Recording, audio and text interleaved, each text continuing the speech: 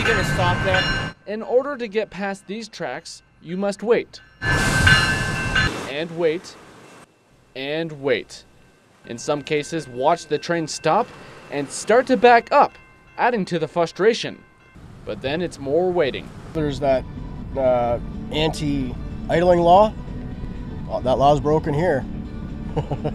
Relief appears to be on the way following the Civic Works Committee decision to make this crossing the city's top priority. Yeah, I just think that it'd be a lot safer because, a lot less congestion of traffic and, you don't have to deal with a train going by every freaking couple minutes or whatever, every couple half hour. And the congestion woes continue for Londoners with concerns with bus transit and emergency vehicles. Definitely need more overpasses by far, and more bylaws implementing trains not to operate during business hours. Ward Councillor Stephen Orser says an overpass is overdue. Well, I'd like to expedite things, but reality is reality. These things don't happen overnight, but hopefully in a couple of years we'll be shovel ready and we'll get the overpass in and a lot of this frustration will dissipate. Across Canada, dress codes in secondary schools have been a hot topic for years. Controversial some of the time. That dress code discussion now hits Chetwynd Secondary School. 3 grade 9 students who want their voices heard on what they believe as issues with their school's dress code. Logan Richter and Hannah Beamish received warnings for violating the school's dress code last week. This is what Hannah was wearing. She was told that the rips on her pants were too high. It was the same problem with Logan's pants, according to what she was told by the school. The school's dress code says nothing about rips in pants, but does say shorts must cover to the mid-thigh. So we got a little warning about that, and yeah, I was wearing them all year before this happened, and then finally we just got a warning about it.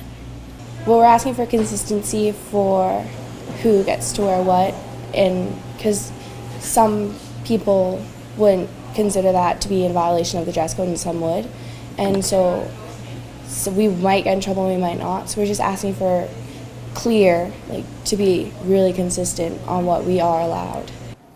It's clear that the girls have concerns with the existing dress code, but the school's not ignoring them. They're meeting with the students to make sure that their voices are heard. School principal Chris Mason is encouraging the ongoing dialogue between the students and administration. He couldn't talk about the specific incident, but tells Chet TV that the 3 girls are invited to be part of the review process for the current dress code, which was approved back in November. Our students need to be part of the process. It is their environment as much as it is our environment. We would like to have parent involvement as well. Our difficulty becomes when we have limited involvement, it doesn't necessarily reflect the entire student body. Behind me you can see 18,000 pounds of food. Food like pasta noodles and soup. 18,000 pounds. Here at the London Food Bank, this will last roughly a week.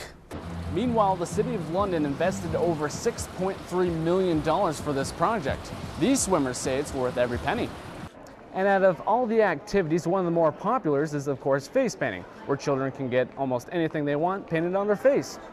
City staff recommends the council saving $200,000 by installing no bike lanes for the next 10 years. Oudtshoorn says that there's been plenty of positive changes, but not enough to meet the need for low-income Londoners.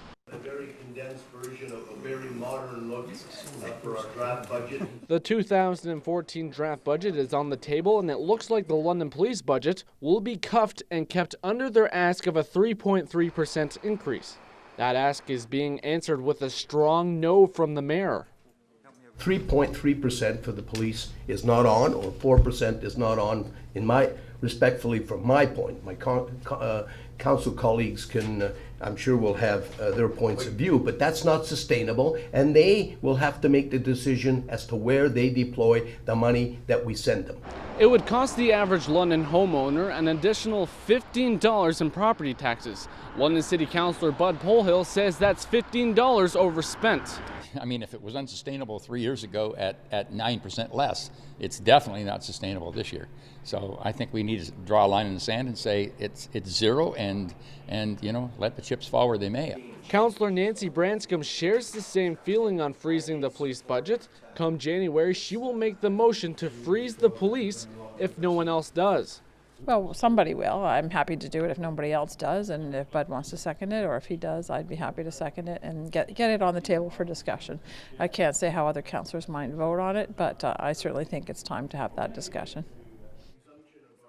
The London Police Chief, Brad Duncan, says a freeze would result in cutting 35 police officers. Well, just on the straight numbers, at this point, we're not indicating what would actually be at jeopardy, but by straight numbers, 35 would equate to no downtown foot patrol, no core unit officers, and 10 members of our community services unit that are engaged in the high school. So that's a significant impact to programming. January is when the police service can give their pitch to City Council on a budget increase for 2014. For Inside London, I'm Robert Springett.